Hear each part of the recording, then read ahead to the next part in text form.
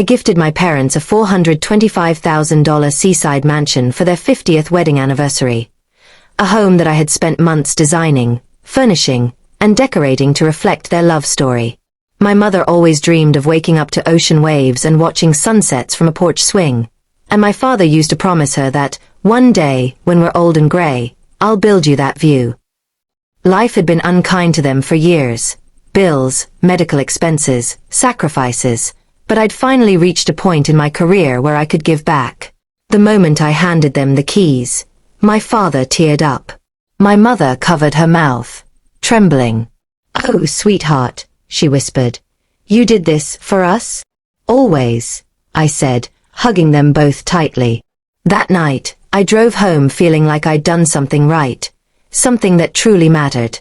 But a few weeks later, everything changed. When I arrived unannounced one weekend with flowers and groceries, the front door opened, and my smile froze. Inside, the elegant white marble floors were scuffed, the air smelled like cigars, and loud laughter echoed from the living room. A man I didn't recognize, mid-30s, gold watch, barefoot, was lounging on the couch. My mother appeared behind him, wearing a silk robe I'd bought her for her anniversary. "Mom?"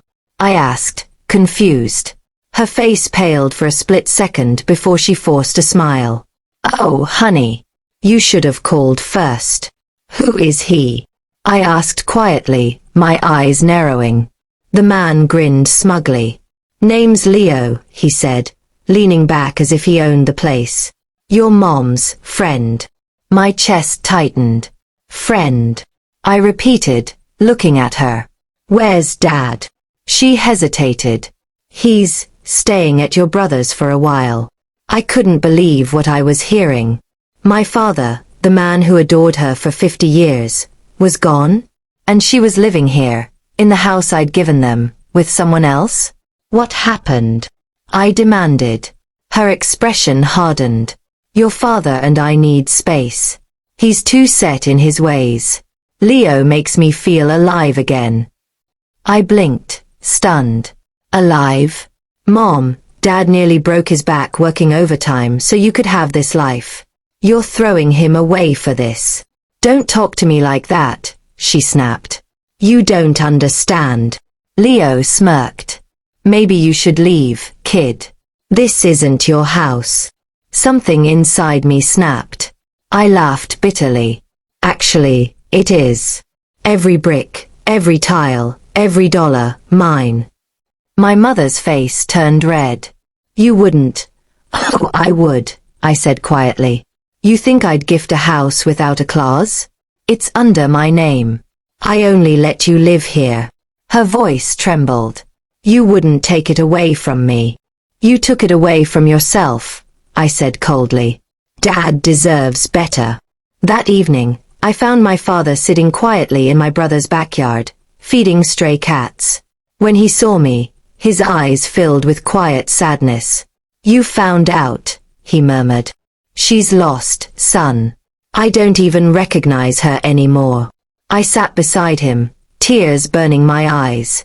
"You don't deserve this, Dad. That house was for you both. But I can't let her and that man enjoy it." He nodded, silent. 2 days later, I called my lawyer and revoked her access. When she showed up screaming at my office, I didn't flinch. "You humiliated me," she cried. "No, Mom," I said softly. "You humiliated yourself."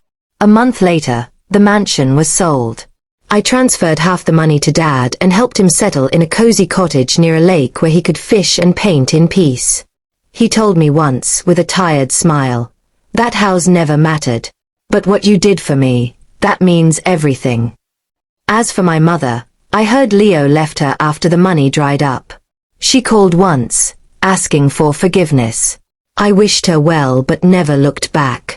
Some gifts come from love. Others reveal the truth. And that mansion? It showed me who truly valued home, and who only saw walls.